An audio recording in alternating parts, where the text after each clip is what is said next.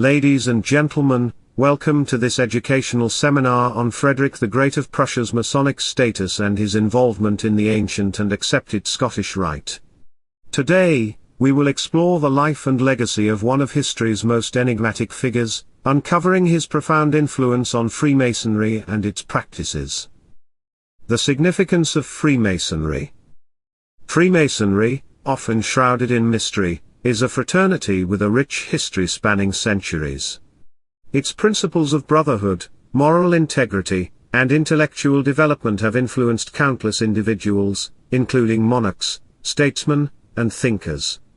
Among the various rites within Freemasonry, the ancient and accepted Scottish Rite stands out for its elaborate rituals and philosophical depth. Early life and background of Frederick the Great. Frederick II, known as Frederick the Great, was born into the Prussian royal family on January 24, 1712. His early life was characterized by a strict upbringing shaped by Enlightenment ideas. Despite a strained relationship with his father, Frederick developed a keen interest in philosophy, the arts, and Freemasonry. Frederick the Great's initiation into Freemasonry. Frederick's journey into Freemasonry began in 1738, when he was initiated into the fraternity in Brunswick. This initiation, cloaked in secrecy, marked a turning point in his life. Key figures such as Charles Louis-Auguste Fouquet, Duke of Belle-Isle, played significant roles in this process. Frederick's initiation was not merely a personal milestone but an essential event in Masonic history, symbolizing the meeting of royal authority and Masonic ideals. On the night of August the 14th to the 15th, 1738, the future Frederick the Great, then Crown Prince, was initiated into the Philosophical Lodge in Brunswick, quickly advancing to the degree of Fellow Craft and elevated to Master, all without his father's knowledge. He invited Baron von Oberg and the author Jacob Friedrich von Bielefeld, who were instrumental in his candidacy, to form the Lodge La Logie Première / La Logie du Roi Notre Grand Maître at Rheinsberg Castle, with Oberg as worshipful master. Accounts of initiation. Two English accounts of this initiation ceremony, one by Campbell in his work on Frederick the Great and his times and another by Carlyle in the History of Frederick II, are essentially the same. Both are translations of the original account given by Bielefeld in the Freundschaftliche Briefe, or friendly letters. Baron von Bielefeld was, at the time, an intimate friend of the prince and was present at the initiation ceremony. Bielefeld tells us that on August 6 at Loo, although Carlyle corrects him as to time and place, saying it probably occurred at Minden on July 17, the Count of Lippe-Buckeberg warmly commended the establishment of Freemasonry. The heir apparent immediately afterward privately expressed his desire to join the society. Naturally, this desire was to be fulfilled. The necessary furnishings and assistance for conferring the degrees were obtained from the lodge in Hamburg. Bielefeld gives an amusing account of the difficulties encountered in passing the box containing the Masonic tools through the custom house without detection. Campbell, quoting from Bielefeld, says, "The whole of August 14 was spent in preparing for the lodge, and at midnight arrived the Prince Royal, accompanied by the Count Wartensleben, a captain in the King's regiment at Potsdam. The Prince presented him to us as a candidate whom he warmly recommended and requested to be admitted immediately after himself. At the same time, he desired to be treated as any private person and that the customary ceremonies should not be altered in his favor. Accordingly, he was admitted in the accustomed form, and I cannot sufficiently admire his intrepidity, coolness, and capability." After the double reception, a lodge was held. All was finished by 4 in the morning, and the prince returned to the double palace, satisfied with us as we were with him. The truth of this narrative has never been doubted. Frederick the Great was undoubtedly a Freemason. Bielefeld tells us that the prince's zeal for the brotherhood induced him to invite Baron von Oberg and himself to Rheinsberg.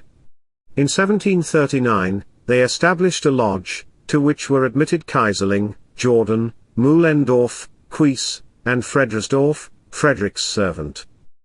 Bielefeld is again our authority for stating that on June 20, 1740, King Frederick, as he had then ascended the throne, held a lodge at Charlottenburg and, as master in the chair, initiated Prince William of Prussia, his brother, the Margrave Charles of Brandenburg, and Frederick William, Duke of Holstein. 7 years later, the Duke of Holstein was elected Deputy Grand Master of the Grand Lodge of the Three Globes at Berlin. We hear about Frederick's Freemasonry in the printed records on July 16, 1774, when he granted his protection to the National Grand Lodge of Germany and formally approved the treaty with the Grand Lodge of England by which the National Grand Lodge was established. In 1777, the Mother Lodge, Royal York of Friendship, in Berlin, celebrated the king's birthday with a festival, during which Frederick wrote the following letter, which, as being the only printed statement of his opinion of Freemasonry that exists, is worth copying. I cannot but feel grateful for the renewed honor conferred on me by the Lodge Royal York of Friendship on the anniversary of my birth, which proves its zeal and attachment toward my person. The orator of the Lodge has expressed the sentiments that animate all its labors well, and a society occupied only with sowing and producing the fruits of every kind of virtue in my countries can always be assured of my protection. It is the glorious mission of every good sovereign, and I shall never cease to fulfill it. And so I pray God to take you and your lodge under his holy and worthy protection. Potsdam, February 14, 1777. Frederick. Frederick's role and influence in Freemasonry. As Frederick rose through the ranks within Freemasonry, his influence grew. He was not merely a passive member but an active participant and reformer. His intellectual acumen and royal authority gave him a unique platform to impact Masonic practices. The International Masonic Dictionary describes the philosopher on the throne as follows. Frederick the Great brought Freemasonry to Berlin and conducted Masonic sessions in his own palace, the Charlottenburg Castle. At the first ceremony, he accepted his brother, William, and later, his brother-in-law, the Margrave Frederick of Brandenburg by rote. Frederick repeatedly influenced the further development of Freemasonry in Prussia. When he heard that the Austrian Empress Maria Theresa, his opponent in the Silesian Wars, 1740 to 1745, rejected Freemasonry, he reportedly remarked, "The Empress is entirely right, for since she cannot know what takes place in the lodges, she is not guilty of her inability to tolerate them. However, I, who knows, not only tolerate them but must also protect and preserve them." Blücher, Scharnhorst, Gneisenau, Patriotic Freemasons. Despite occasional claims, old Fritz never distanced himself from Freemasonry in his later years. However, he opposed tendencies he considered deviations, such as the Masonic practices of strict observance. In 1777, the king sent the following lines to the Grand Lodge Royal York zur Freundschaft. "A society that seeks to cultivate all virtues fruitfully within my realms can always count on my protection. This is an honorable mission for any good ruler, and I shall never cease to fulfill it." In this spirit, other famous German Freemasons, who were also patriots, exercised their influence, the Prussian generals Blücher, Scharnhorst, and Gneisenau, the reformers Stein and Hardenberg, Emperor William I, and freedom advocates like Karl Schurz, Eduard Lasker, Hermann Schulze-Delitzsch, and Gustav Stresemann, to name just a few. Frederick promoted an environment where Enlightenment ideas could flourish within the framework of Freemasonry, promoting ideals such as reason, liberty, and fraternity. One of Frederick's notable contributions was founding the Lodge Royal York of Friendship in Berlin in 1760.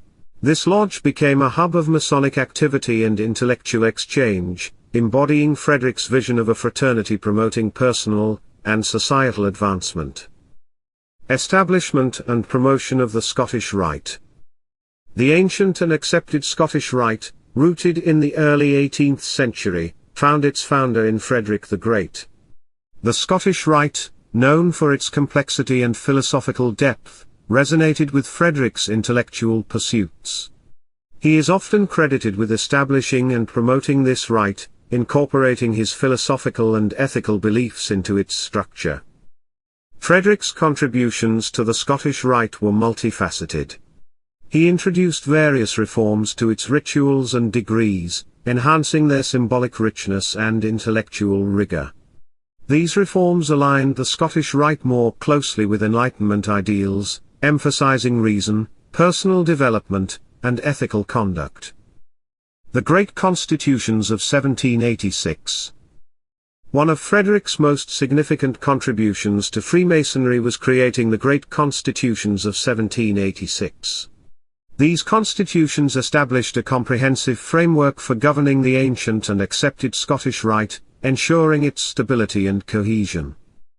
The Great Constitutions introduced vital provisions such as the hierarchical structure of the Scottish Rite, with 33 degrees, each with distinct rituals and teachings. They also outlined the roles and responsibilities of Masonic officers, ensuring a structured and organized approach to Masonic governance. Frederick's Great Constitutions emphasized the importance of philosophical and moral education within Freemasonry. They encouraged the pursuit of knowledge, ethical conduct, and the application of Masonic principles in daily life. These reforms strengthened the Scottish Rite and ensured its alignment with Enlightenment ideas. The long-term impact of the Great Constitutions is evident in the ongoing significance and appeal of the Scottish Rite. They provided a robust framework that has guided the Rite's development for centuries, ensuring its stability and coherence. Political and social impact of Frederick's Masonic involvement. Frederick's Masonic involvement extended beyond the confines of Masonic lodges, profoundly influencing Prussian governance.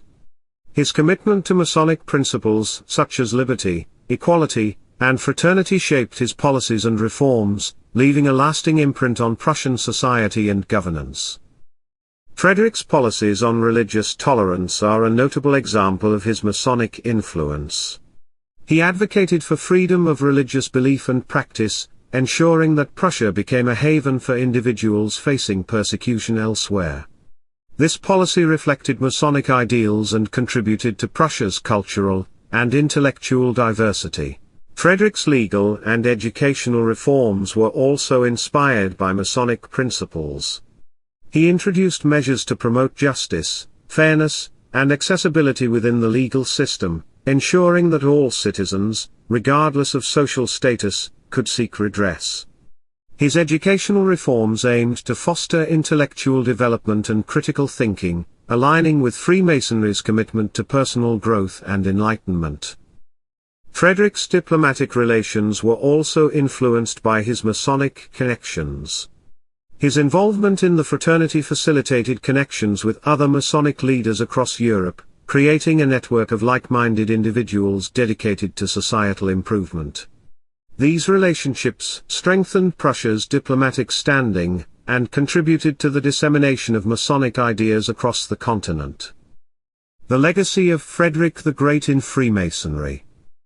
Frederick's legacy within Freemasonry is profound and enduring. His contributions to the Scottish Rite and promotion of Masonic principles have left an indelible mark on the fraternity. Modern Freemasonry continues to honor his memory, drawing inspiration from his life and work. Frederick's reforms and innovations within the Scottish Rite have ensured its continued significance and appeal. The degrees he introduced, rich in philosophical and symbolic meaning, remain integral to the Scottish Rite's teachings. His emphasis on intellectual and moral development resonates within Masonic circles worldwide, underscoring his enduring influence. Frederick's broader impact on Freemasonry is also evident in the fraternity's commitment to Enlightenment ideals. His promotion of reason, liberty, and fraternity has become a cornerstone of Masonic philosophy, guiding the fraternity's activities and teachings. Frederick's life and legacy are a testament to Freemasonry's transformative power, inspiring future generations to uphold and advance its principles. Controversies and debates. Despite his contributions, Frederick's Masonic involvement has been subject to controversy. Critics have questioned his motives, arguing that his participation in Freemasonry was driven more by political opportunism than genuine commitment to its principles. These critics assert that Frederick leveraged his Masonic connections to bolster his political and diplomatic position, exploiting the fraternity's influence for personal gain.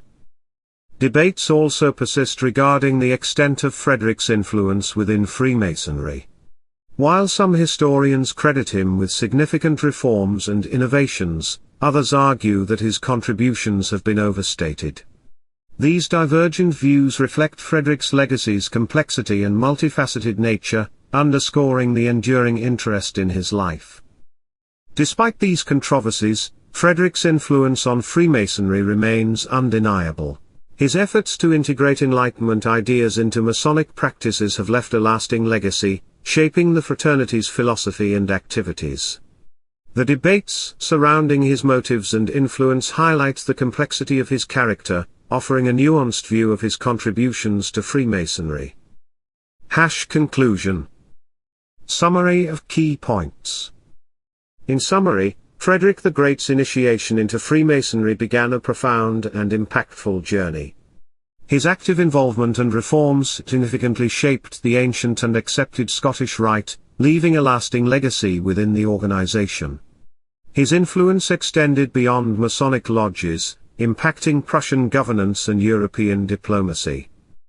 Frederick's commitment to Enlightenment ideals and Masonic principles shaped his policies and reforms, contributing to Prussia's cultural and intellectual growth. His promotion of religious tolerance, legal justice, and educational advancement reflected his Masonic beliefs, ensuring a lasting impact on Prussian society. The enduring legacy of Frederick the Great.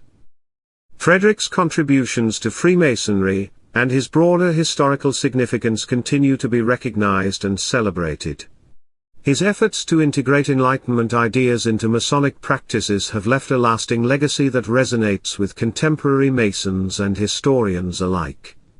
As we reflect on his life, we gain a deeper appreciation for the complex interplay between power, philosophy, and fraternity. Frederick's legacy within the Scottish Rite is particularly noteworthy. The degrees he introduced and his reforms have ensured the Rite's continued significance and appeal. His emphasis on intellectual and moral development continues to guide the fraternity's activities, inspiring future generations to uphold and advance Masonic principles. Preparing for a Candor session.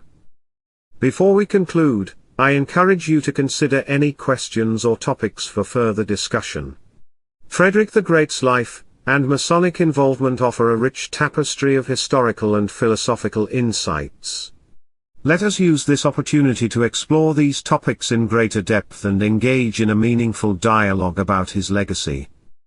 Thank you for your attention, and I look forward to your questions and discussions. This summary captures the essence of the seminar while providing a detailed account of Frederick the Great's involvement and influence in Freemasonry.